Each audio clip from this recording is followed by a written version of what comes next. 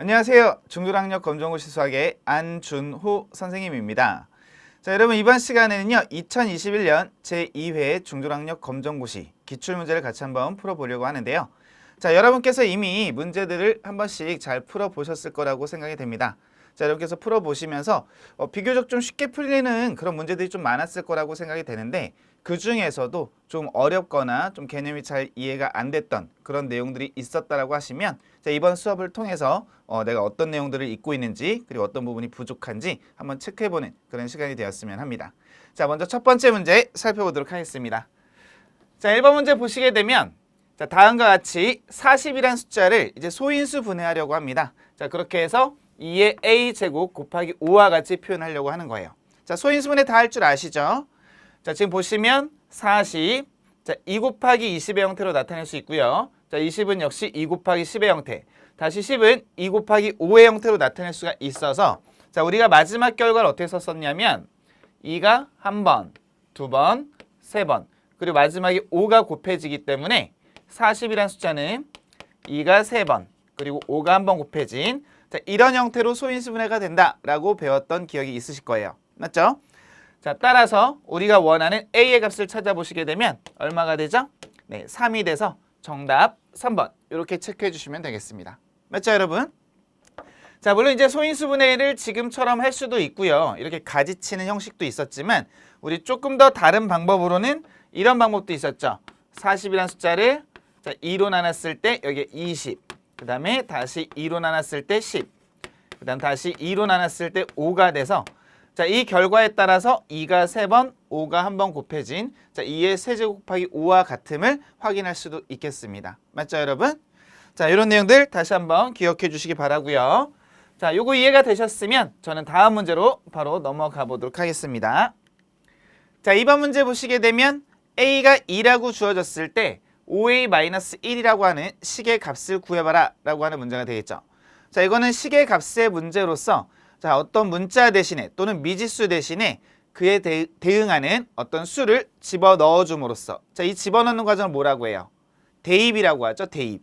자, 대입해 줌으로써 주어진 식이 나타내는 값을 찾아주시는 거죠. 자, 따라서 5a-1이라고 되어 있는데 자, a 대신에 2가 들어가니까요.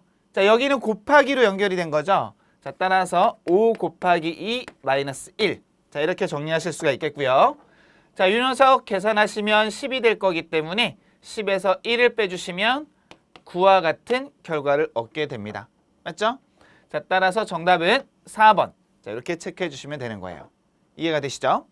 자, 그래서 아까 말씀드렸던 바와 같이 아마 이 1번이나 2번 문제와 같은 경우들은 여러분께서 비교적 쉽게 이해가 되셨을 거고 아마 잘 풀어주셨을 거라고 생각이 돼요. 자, 다음 문제 한번 살펴보도록 하겠습니다.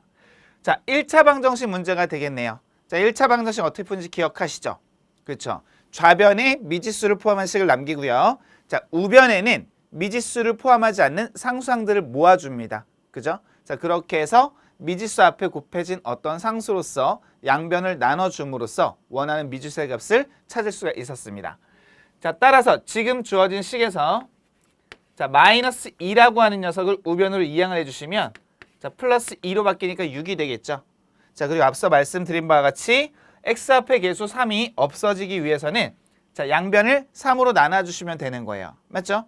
자, 우리가 배웠던 등식의 성질 기억하시죠? 자, 등호가 성립하는 식에 대해서, 즉 등식에 대해서는 좌우 양변의 똑같은 수로 나누어도 그 결과는 같다라는 것을 알 수가 있습니다. 자, 물론 이때 나눌 때 0으로 나누지 않는다라는 거, 자, 이것만 주의하시면 되겠습니다. 자, 따라 3으로 나눠주시게 되면 2와 같은 값을 얻을 수가 있겠고요. 자, 정답 체크해 주시면 1번. 자, 이렇게 나타내어 주시면 됩니다. 맞죠, 여러분? 네, 그래서 이 1차 방정식의 문제 역시 아마도 간단하게 해결하실 수 있는 문제가 아니었을까 하는 생각을 해봅니다. 자, 4번 문제 넘어가 보도록 하죠. 자, 4번 문제 보시게 되면요. 자, 조건이 이렇게 주어져 있어요. y가 x에 정비례할 때라는 조건이 주어져 있게 됩니다. 자, 여러분 정비례라고 하는 말 들어봤죠? 자, 우리가 비례관계에 있다라고 할 때 이 비례관계에 대해서는 두 가지가 있어요. 자, 첫 번째는 지금 보시는 바와 같이 정비례라고 하는 것이 있었고요. 자, 두 번째는 이제 반비례라고 하는 것이 있었죠. 자, 정비례라고 하는 건 어떤 걸 얘기하는 거냐면 자, 미지수 x의 값이 2배, 3배, 4배 증가함에 따라서 대응하는 y의 값, 즉 함수값이 역시 2배, 3배, 4배로 증가하는 자, 이러한 관계를 정비례 관계라고 얘기를 하는 거예요. 맞죠? 자, 반면 x가 2배, 3배, 4배 증가할 때 함수값, 즉 y의 값이 2분의 1배, 3분의 1배, 4분의 1배와 같이 점점 감소할 때 이때를 우리는 반비례라고 얘기를 했었어요. 그래서 정비례의 대표적인 식의 형태는 우리가 알 수 있는 바는 y는 이제 ax. 자, 이때 a라고 하는 것은 이제 비례상수가 되겠죠. 자, 어떤 수를 곱하느냐라는 것에 따라서 식이 정해지게 되겠고요. 자, 반비례식은 보통은 이렇게 썼었어요. xy는 a. 그죠? 자, x와 y가 미지수고 a는 상수가 돼서 자, 이런 관계가 성립하게 되면 x가 0이 아니라는 조건 하에 어떤 관계를 유도할 수 있냐면 y는 x분의 a와 같은 여러분이 나중에 또 공부하시게 될 분수함수의 형태로 나타낼 수가 있게 됩니다. 그래서 정비례의 형태는 이런 형태다. 반비례의 형태는 이런 형태 또는 이런 형태가 같다라는 것을 여러분께서 기억을 해 주셔야 됩니다. 자, 그러면 주어진 표를 살펴보도록 하죠. 자, 아까 정비례는 제가 뭐라고 말씀을 드렸냐면 x가 2배, 3배, 4배 증가함에 따라서 y의 값도 2배, 3배, 4배 똑같은 비율로 증가한다라고 말씀을 드렸었어요. 자, 1에서 2로 갔다는 건 2배가 된 거죠. 자, 따라서 y 값도 4에서 8로 2배가 되었죠. 자, 1에서 3으로 갔다는 거는 3배가 되었다는 얘기예요. 자, 그래서 3배 하면 12가 된다. 자, 그럼 1에서 4로 갔다는 것은 곱하기 4, 4배가 되었다는 얘기가 되겠죠. 자, 따라서 기억에 들어갈 숫자는 여기 있는 4에다가 역시 곱하기 4를 해주시면 됩니다. 자, 그럼 4 곱하기 4가 얼마예요? 그렇죠. 기억에 들어갈 수는 16이 됨을 알 수가 있습니다. 자, 따라서 정답 1번 이렇게 체크해 주시면 되는 거예요. 맞죠, 여러분? 자, 그래서 지금 문제에서는 정비례가 등장했지만 자, 반비례가 뭔지 같이 공부해 두시면 자, 나중에 정비례 아니라 반비례 문제가 나오더라도 어렵지 않게 여러분께서 해결하실 수가 있게 됩니다. 맞죠? 이렇게 체크 한번 해주시기 바랍니다. 자, 그 다음 문제로 넘어가 보도록 할게요. 자, 그림과 같이 두 직선 L과 M이 한 점에서 만날 때 각 A의 크기를 구하시오 라는 게 문제가 됩니다. 자, 직선 L이 있고요. M이 있어요. 자, 그래서 여기 지금 교점이라고 하는 게 생기는 거죠. 두 직선이 만나서 생기는 점을 교점이라고 하죠. 자, 이 교점에 의해서 두 직선이 이루는 각이라고 하는 것이 생기게 되는데요. 자, 이때 각은 두 가지 방향에서 생기게 됩니다. 자, 하나는 보시는 바와 같이 이렇게 작은 각도라고 할 수 있는 40도 요 녀석이 생길 거예요. 자, 그리고 요 녀석의 맞은편에 똑같은 크기의 이 각을 뭐라고 불렀는지 혹시 기억하세요? 이런 걸 맞꼭지각이라고 해요. 맞꼭지각. 기억하시죠? 자, 그리고 또 우리가 뭘 배웠었냐면 얘가 직선이기 때문에 자, 이 직선과의 교점에 의해서 여기가 40도다. 여기는 A다. 근데 두 개를 더하면 이렇게 평평해지네. 평각이라고 하죠. 평각. 따라서 A와 40도를 더해주면 평각과 같아야 되는데 평각이 몇 도입니까? 그렇죠. 180도가 되는 거죠. 자, 따라서 우리는 40도를 넘겨주면 자, A는 140도와 같음을 알 수가 있습니다. 자, 따라 정답 2번. 자, 이렇게 체크해 주시면 되는 거겠죠. 이해가 되시죠? 자, 우리가 각에 대해서 공부할 때 뭘 배웠었냐면 아까 말씀드렸던 막꼭지각이라는 것도 있었지만 동의각, 엇각이라고 하는 개념도 있었죠. 자, 이런 각의 개념들 같이 한번 정리해 두시면 여러분이 앞으로 다른 질문이 나오더라도 쉽게 문제 푸는 하나의 방법이 될 수 있으니까요. 여러분 꼭 정리해 두시기 바랍니다. 자, 6번 문제 보시죠.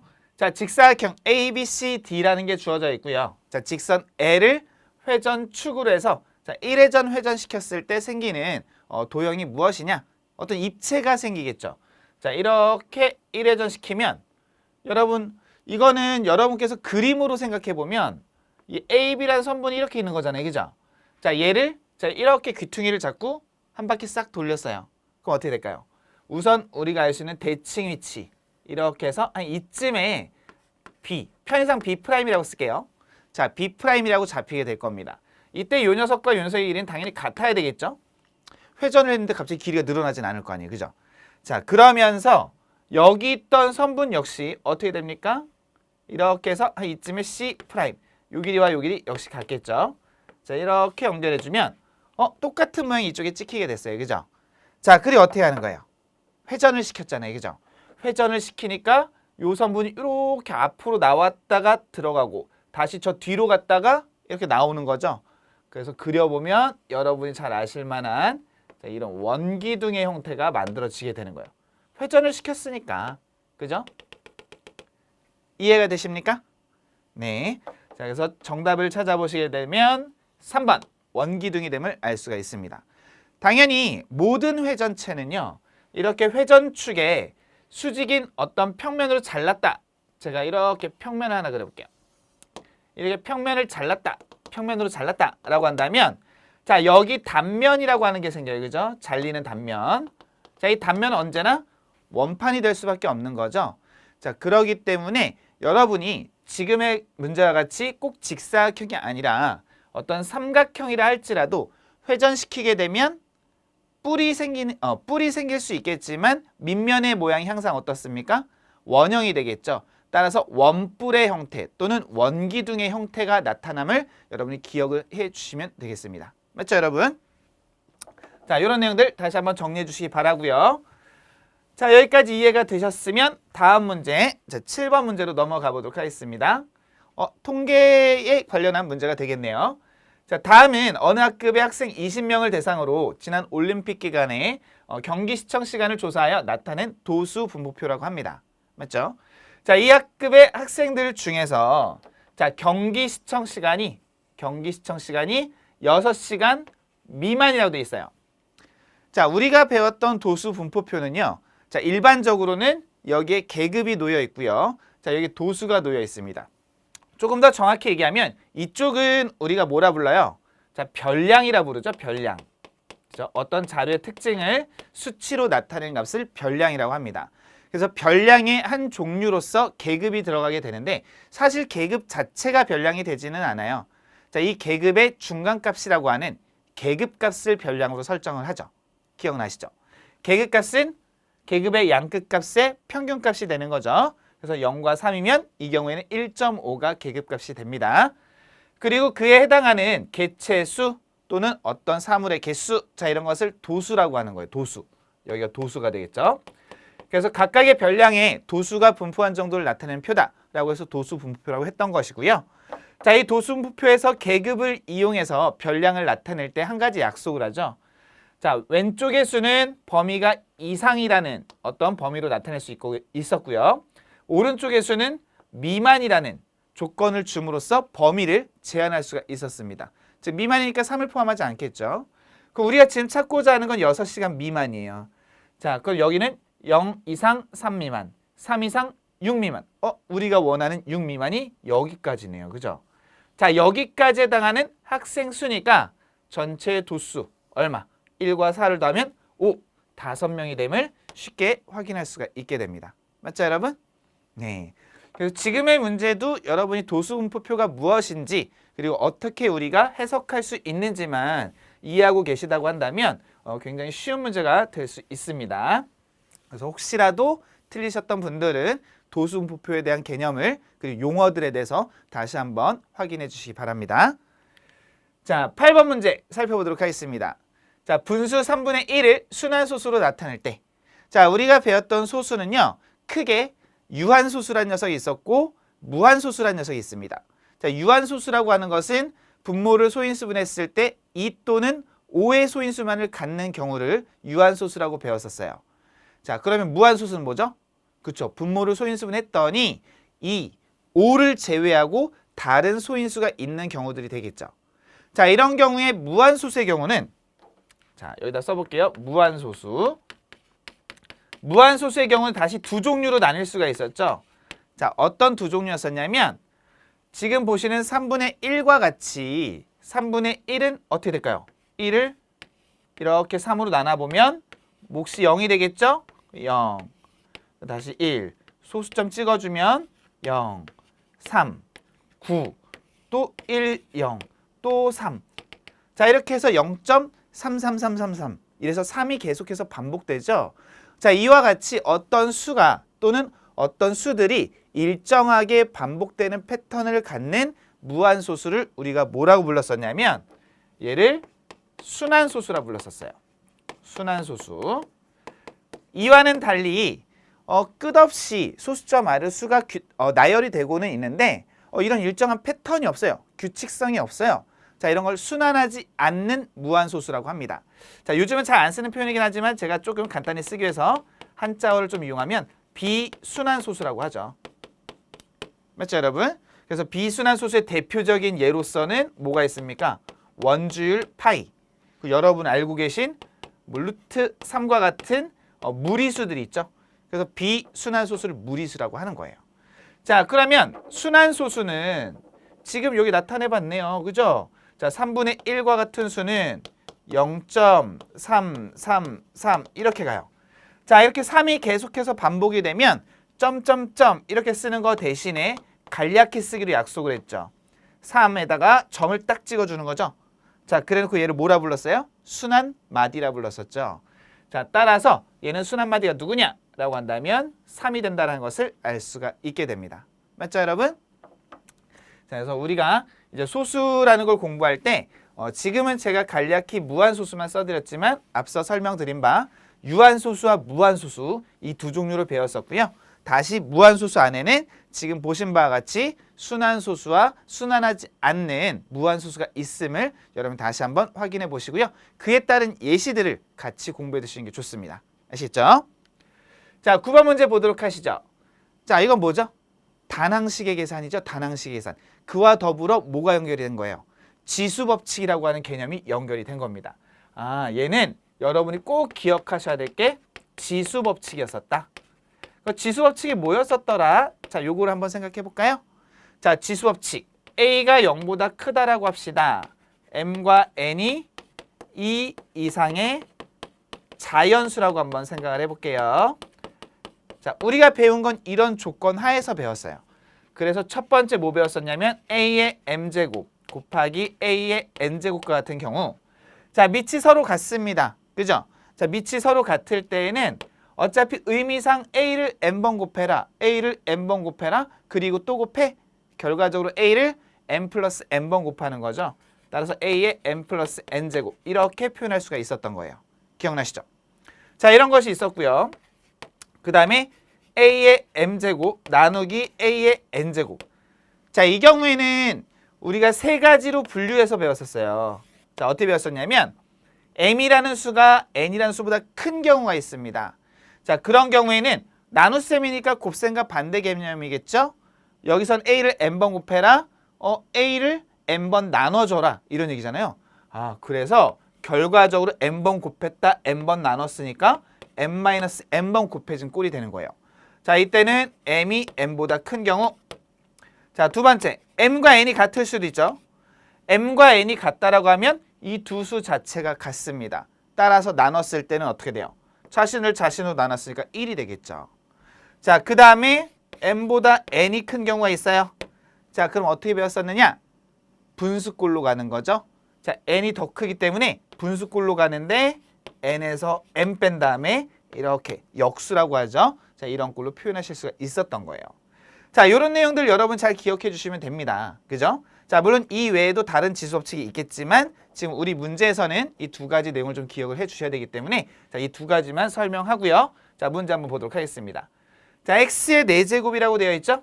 자, 여기다 써볼게요. x의 4제곱, x의 세제곱, 나누기 x의 제곱. 자, 모두 밑이 같습니다. x로서 같아요. 곱셈과 나눗셈이 연속해서 연산이 될 때에는 순서대로 계산해 주시면 됩니다. 자, 그럼 곱셈 먼저. 자, 곱셈일 때 밑이 같으면 지수끼리 더해준다. 따라서 x의 4 플러스 3제곱. 자, 같이 해볼까요? 여기서 나누기 x의 제곱이죠? 나눗셈일 때는 앞에 지수가 더 크니까 어떻게 해주면 돼요? 그냥 빼기 2 이렇게 해주면 되는 거죠. 맞죠, 여러분? 자, 따라서 x의 5제곱. 자, 이렇게 나타내 주시면 정답은 4번. 이렇게 체크하실 수가 있게 됩니다. 맞죠, 여러분? 네, 그래서 여러분이 잘 알고 계신 지수법칙이라고 생각이 됩니다. 이 지수법칙은 여러분이 우리가 지금 공부하고 있는 뭐 중졸학력뿐만 아니라 앞으로 공부하실 다른 수학에서도 굉장히 기본적이면서도 중요하게 다뤄지는 개념인 만큼 여러분 잘 기억을 해 주셔야 됩니다. 자, 10번 문제 보도록 하시죠. 자, 1차 부등식. 1차 부등식은 1차 방정식과 다르지 않습니다. 자, 1차 방정식과 푸는 방법은 똑같은데 등호가 아니라 부등호라는 사실.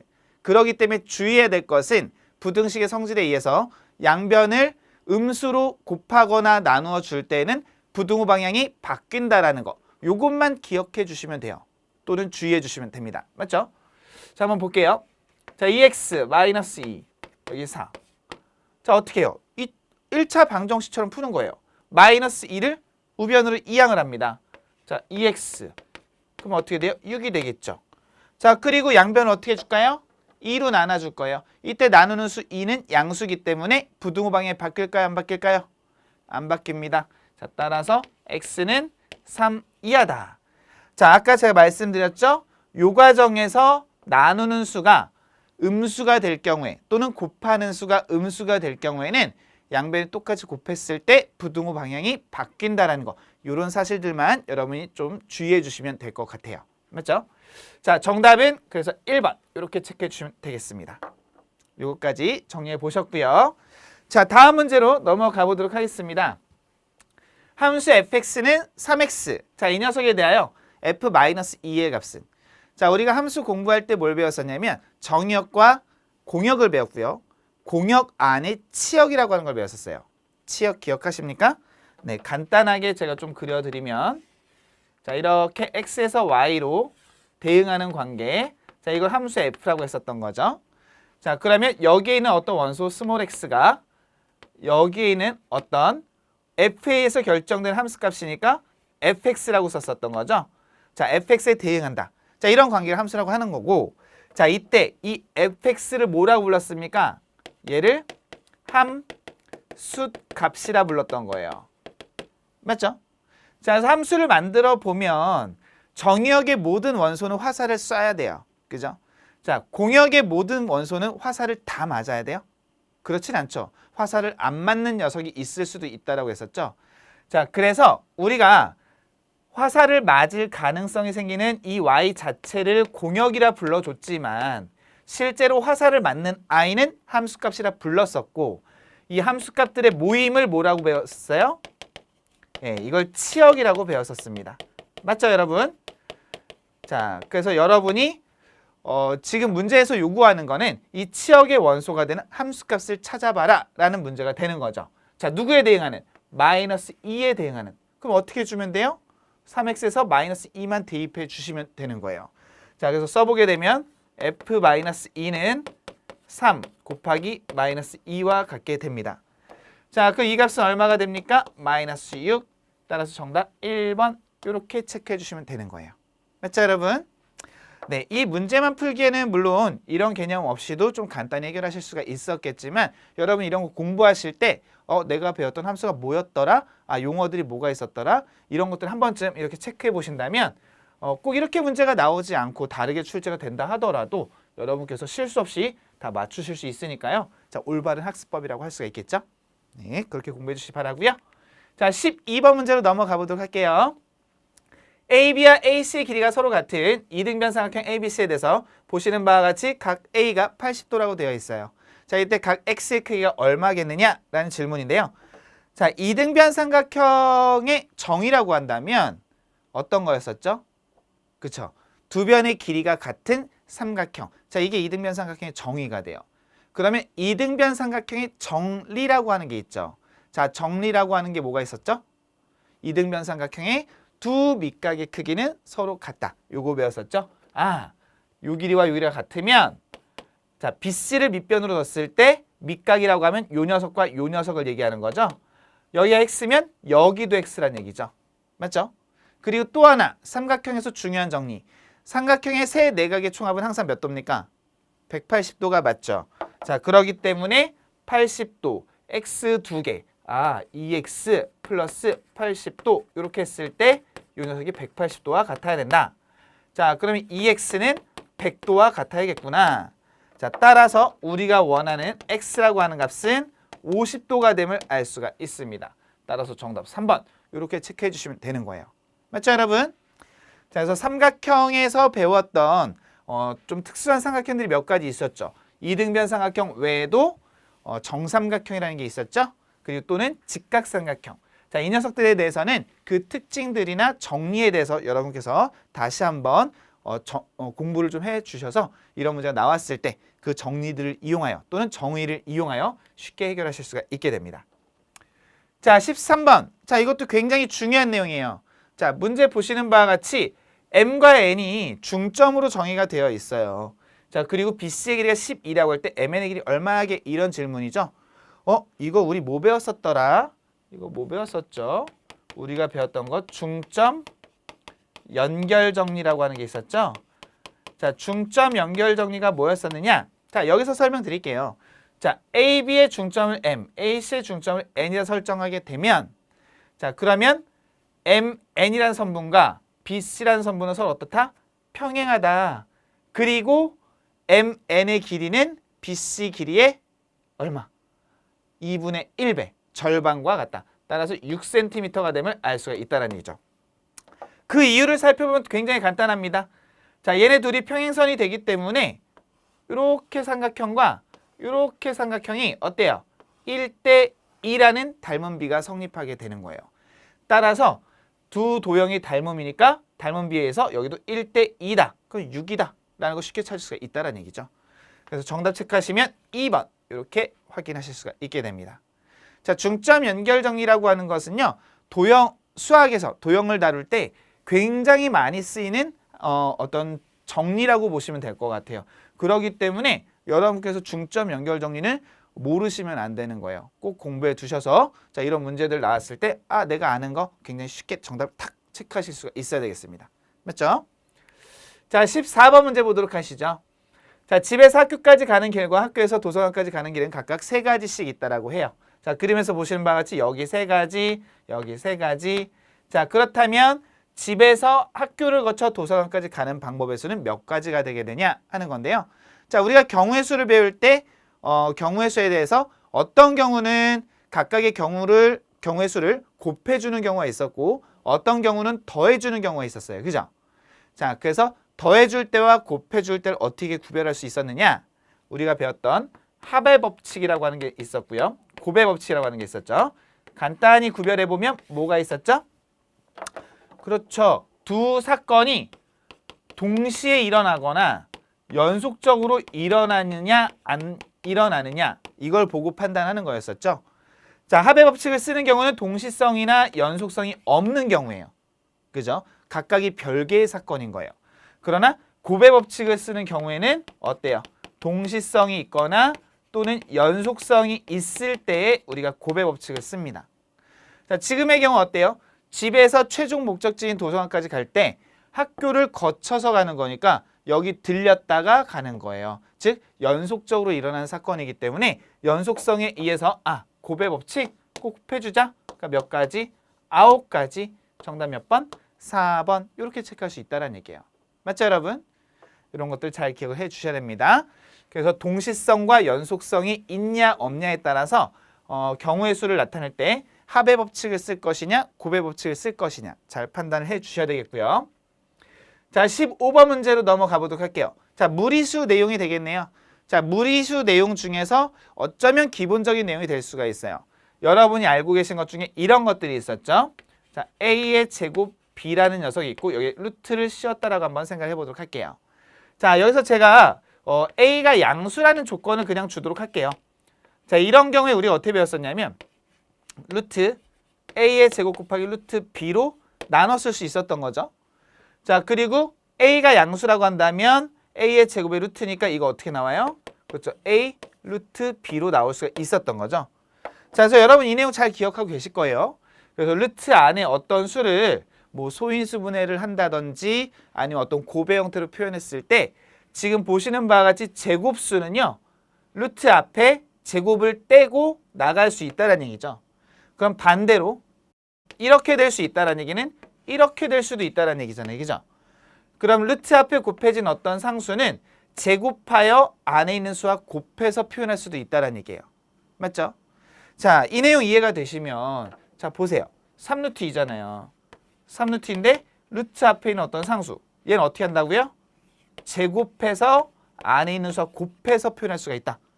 자, 그럼 나타내면 어떻게 될까요? 9가 되고 2니까 루트 18. 자, 이렇게 나타낼 수가 있습니다. 자, 따라서 우리가 원하는 A의 값은 18. 정답 2번. 자, 이렇게 체크해 주시면 되는 거예요. 맞죠, 여러분? 네. 어려운 내용 아니었죠? 자, 이렇게 정리해 주시기 바라고요. 자, 다음 문제로 넘어갑니다. 자, 인수분해를 배웠는데요. 자, 인수분해 중에서 지금의 식의 형태는 뭐죠? 완전제곱식이라고 합니다. 완전제곱식. 그래서 우리가 배웠던 대표적인 완전제곱식이 x 플러스 a의 제곱. 자, 이런 형태는 어떻게 됩니까? x 플러스 a의 제곱. x라는 문자보다 여러분이 조금 더 익숙하신 문자는 아마 a, b겠죠. 자, 그럼 a의 제곱 플러스 2ab 플러스 b의 제곱으로 배웠었죠. 자, 여기가 마이너스면 여기도 마이너스, 그죠? 이 완전제곱식의 형태는 요 녀석을 완전제곱식이라고 얘기를 하는데 전개를 해보면 이와 같은 모양이 나타나요. 그럼 역시 거꾸로 생각하면 이런 형태는 이와 같은 완전제곱식 형태로 나타낼 수가 있겠구나 라는 걸 여러분이 기억을 해주시면 되는 거예요. 자, 그래서 지금 보니까 x의 제곱 플러스 2x 플러스 1. 자, 1이라고 되어 있는데 제가 이거 1의 제곱이라고 써볼게요. 어차피 1은 1의 제곱과 같은 거니까. 자, 그랬더니 어떻게 됩니까? 이 녀석과 같이 양 끝에 있는 AB를 곱하고 2배, X와 1을 곱하고 2배. 맞아요? 맞죠. 자, 따라서 얘는 어떻게 돼요? X 플러스 1의 제곱의 형태로 나타낼 수가 있다는 얘기죠. 이해가 되시죠? 정답 3번. 이렇게 체크해 주시면 되는 거예요. 네, 이렇게 정리해 주시기 바라고요. 자, 이해가 되셨으면 역시 다음 문제로 넘어가 보도록 하겠습니다. 17번 문제인데요. 자, 이 경우에는 주어진 2차 방정식에 한 근이 주어졌을 때 다른 한 근이 누구겠느냐? 자, 이거는 여러분이 이 인수분해에 대해서 우변의 0과 같다라고 놓인 식을 가지고 근을 찾을 수 있냐 없냐라는 질문이에요. 자, 우리가 배웠던 2차 방정식은 자, 이렇게 A, B가 모두 1차식이라고 할 때 A, B의 1차식의 고배 형태로 나타내고 우변 0. 그래서 이 녀석을 가지고 뭐라고 해석했습니까? 이게 성립하려면 A는 0 또는 B가 0인 것이구나. 그렇기 때문에 지금의 식을 그대로 적용해서 써보면 이렇게 되는 거잖아요. 그죠, 여러분? 그러면 이게 0이 될 수 있는 방법이라고 하는 건 자, 요 녀석을 A, 요 녀석을 B라고 생각하시면 되는 거예요. 따라서 x-2가 0 또는 x 플러스 3이 0이 됨을 알 수가 있습니다. 자, 그래서 이 식으로부터 x는 2다라는 값과 자, 이 식으로부터 x는 마이너스 3이라는 값을 얻어내실 수가 있게 되는 거예요. 이렇게 두 근을 찾아내시는 거예요. 맞죠? 자, 근데 한 근이 마이너스 3이라고 했으니까 다른 한 근은 누가 될까요? 그렇죠. 2가 돼서 정답 4번. 자, 이렇게 체크해 주시면 되는 거예요. 맞죠, 여러분? 네. 자, 여기도 그렇게 어렵지만은 않았죠? 같이 해보니까 내가 다 알았던 내용이야. 혹시 틀렸던 분들은 내가 숫자를 좀 잘못 봤을 수도 있다. 혹은 내가 내용을 좀 까먹었을 수도 있다 하는 부분이 있으시면 이렇게 다시 한번 체크해 주시기 바랍니다. 자, 18번째 문제. 자, y는 2x의 제곱. 2차 함수 그래프에 관한 설명인데요. 자, 우리가 잘 기억하는 것 중에 하나가 있잖아요. 2차 함수는 포물선의 형태인데 최고창의 개수, 즉 2창의 개수가 양수면 아래로 볼록, 음수면 위로 볼록한 형태로 나타낼 수가 있었다라는 거 기억나시죠? 자, 그래서 지금 보시게 되면 여긴 2x의 제곱이니까 최고창 개수가 양수예요. 따라서 아래로 볼록한 형태. 이렇게 주어진 거구나. 근데 위로 볼록하대? 잘못된 거죠. 그죠? 자, 그리고 그래프 보세요. 1,0을 지난다? 1,0이 여긴데요? 안 지나가는데요. 그죠? 안 지나가요. 자, x는 1을 축으로 한다. 여기서 말하는 축은 대칭축을 얘기합니다. 지금 이 2차 함수 포물선 그래프 같은 경우는 요 녀석이 대칭축이죠? 얘가 누구예요? y축이네? y축은 방정식으로 어떻게 나타냅니까? x는 0으로 나타내는 거예요. 맞죠? 근데 여기는 x는 1이라고 돼 있어? 잘못됐다는 얘기죠. 맞죠? 따라서 정답이라고 할 수 있는 게 누구냐? 4번이 될 텐데 그건 진짜 정답인지 확인해 봐야죠. 꼭지점이 0,0이다? 요 녀석 포물선에서 봉우리가 되는 지점을 우리는 꼭지점이라고 했었어요. 그래서 지금 여기가 봉우리죠? 0,0을 꼭지점으로 갖는다는 것을 확인할 수가 있게 됩니다. 맞죠, 여러분? 네. 자, 이렇게 확인해 주시기 바라고요. 자, 이해가 되셨으면 다음 문제 19번 문제로 넘어가 보도록 할게요. 자, 원 O의 중심에서 현 AB에 내린 수선의 발을 M이라고 하자. 자, 그럴 때 AM의 길이가 2cm, AB의 길이가 얼마겠느냐? 자, 이거는 한 가지 내용만 기억하시면 돼요. 자, 한 원 또는 합동인 두 원에서 현에 내린 수선, 뭐 합동인 두 원은 얘기할 필요가 없네요. 한 원에서 원의 중심으로부터 현에 내린 수선은 현을 어떻게 합니까?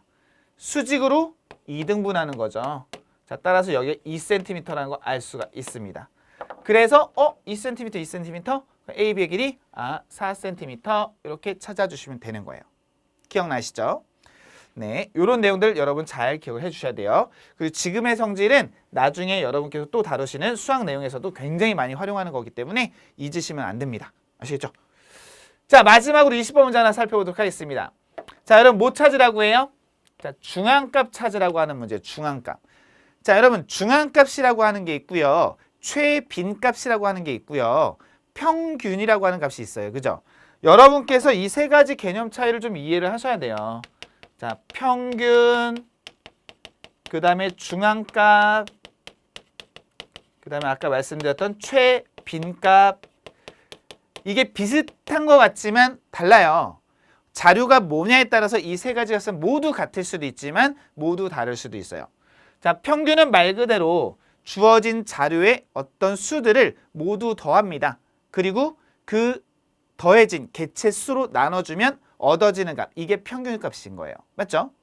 자, 근데 중앙값이라고 하는 건 자료가 주어졌을 때 이 자료를 크기 순서대로 나열을 했을 때에 정중앙에 놓이는 또는 중앙 위치에 놓이게 되는 수를 중앙값이라고 하는 거예요.